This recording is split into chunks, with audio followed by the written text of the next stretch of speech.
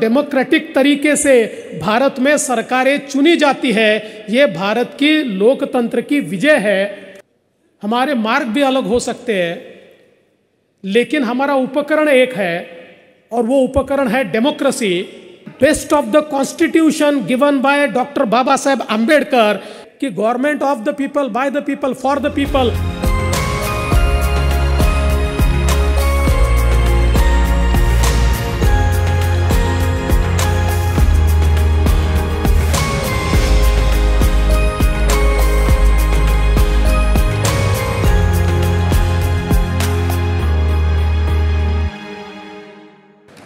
मैं विशेष रूप से राहुल कराड़ जी का अभिनंदन करना चाहूँगा कि उन्होंने पिछले 2 वर्ष से इस संकल्पना को अपने मन में संजोया और लगातार निरंतर वे उसके ऊपर काम करते रहे। अलग अलग राज्यों में जाकर सभी पार्टियों के नेताओं से मिलकर, सभी लेजिस्लेचर्स के अध्यक्षों से मिलकर, मुख्यमंत्रियों से, विपक्ष के नेताओं से मिलकर उन्होंने एक बहुत ही अच्छी इस नेशनल लेजिस्लेचर कॉन्फ्रेंस NLC को यहाँ पर आयोजित किया। और मैं ऐसा मानता हूँ कि अमृत काल में ये एक ऐसा आयोजन है जो भारत के लोकतंत्र को और मजबूत करेगा और भारत के लोकतंत्र के मूल्यों को और समृद्ध करेगा। हम सभी लोग जानते हैं कि प्रधानमंत्री मोदी जी ने इन 25 वर्षों को अमृत काल कहा है और इस अमृत काल में भारत को एक विकसित राष्ट्र के रूप में अगर हमें तैयार करना है तो मैं ऐसा मानता हूं कि इस सभागार में बैठे हुए जो सारे लोग हैं इनकी भूमिका बहुत अहम है। हमारे विचार अलग हो सकते हैं, हमारे मार्ग भी अलग हो सकते हैं, लेकिन हमारा उपकरण एक है और वो उपकरण है डेमोक्रेसी। और हमारी मंजिल भी एक है और वो मंजिल है भारत को परमोच्च बिंदु पर पहुंचाना।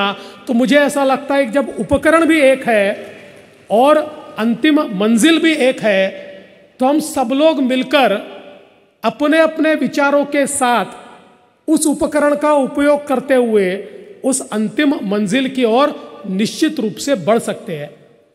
इसीलिए मैं ऐसा मानता हूं कि जब इस प्रकार का फोरम होता है तो हम लोग निश्चित रूप से कुछ चीज़ों के ऊपर विचार मंथन कर सकते हैं।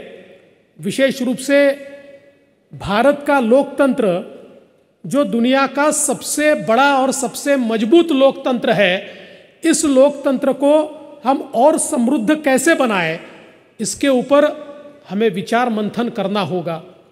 आज बहुत अभिमान के साथ और स्वाभिमान के साथ हम कह सकते हैं कि दुनिया में इतना बड़ा लोकतंत्र, 140 करोड़ लोग, लेकिन भारत में आज हम फ्री एंड फेयर इलेक्शन ले सकते हैं और डेमोक्रेटिक तरीके से भारत में सरकारें चुनी जाती है। ये भारत की लोकतंत्र की विजय है। और इसका कारण यह है कि भारतीय संस्कृति को हम देखें तो हजारों सालों पहले हम लोगों ने गणतंत्र की भी स्थापना की थी, लोकतंत्र की भी स्थापना की थी और ये लोकतंत्र भारत के जन जन के खून में है, ये हमारे भारत के मूल्यों में है।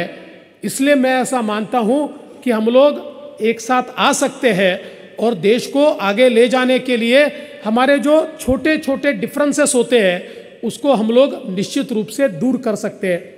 आई would like to say that our democracy is one of the best because we have best of the constitution given by Dr. Baba Saheb Ambedkar, and this constitution, my friends, is so unique that out of my experience I can tell you that anything you desire for the welfare of a person, this constitution paves a way for you to achieve your goal.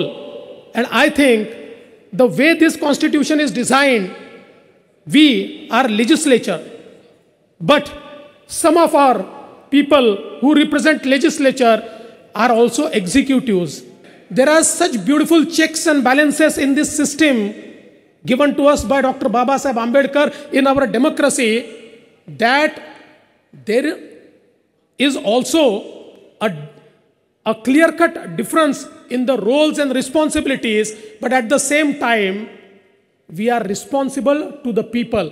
और मैंने अक्सर ये देखा है कि हमारी विधानसभाओं में जब हम काम करते हैं तो जो आखिरी व्यक्ति होता है, उस आखिरी व्यक्ति की आवाज़ भी हमारे विधानसभा के माध्यम से सरकार तक पहुंचती है।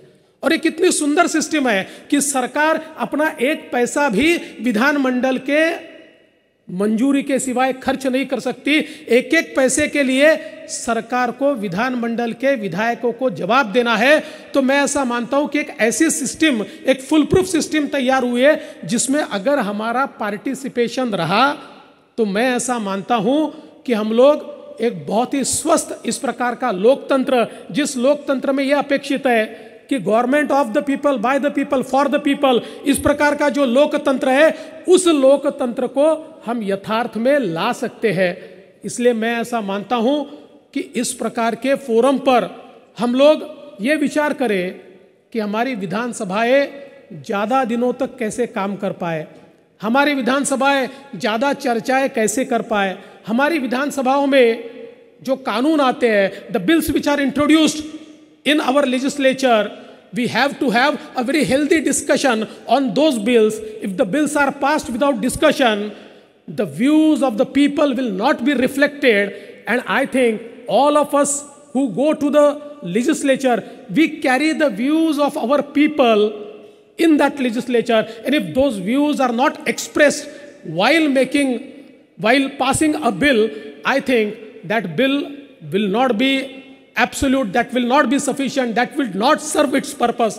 और इसलिए मुझे लगता है कि हम लोग जितनी ज़्यादा चर्चाएं करें, हम लोग जितना बिलों के ऊपर चर्चाएं करें, मैं कई बार देखता हूं कि विधानसभाओं में बड़े बड़े कानून आते हैं और बिना चर्चा के वो पास हो जाते हैं। मैं ऐसा मानता हूं कि इस प्रथा को हम जितना कम कर पाए और हम जितना इसके ऊपर डिबेट कर पाए, उसका ज़्यादा फायदा होगा। वो कानून भी ऐसा बनेगा कि जिसमें लोगों के विचारों का एक्सप्रेशन का एक हम लोगों को मैनिफेस्टेशन दिखेगा। तो मैं ऐसा मानता हूं कि आज के इस हमारे कार्यक्रम के माध्यम से हम लोग यहाँ पर मिलकर ये विचार करें कि सब लोग मिलकर कुछ चीज़ें ऐसी तय हो जो हमारे लोकतंत्र को भी मजबूत करे, जो एक लेजिस्लेटर के रूप में, एक विधायक के रूप में हमारे कार्य को भी समृद्ध करे और हमारे संविधान ने जो जिम्मेदारी हमको दी है उस जिम्मेदारी का निर्वाह करने के लिए हमें और समृद्ध बनाए। इस प्रकार का प्रयास हम सब लोग मिलकर करेंगे।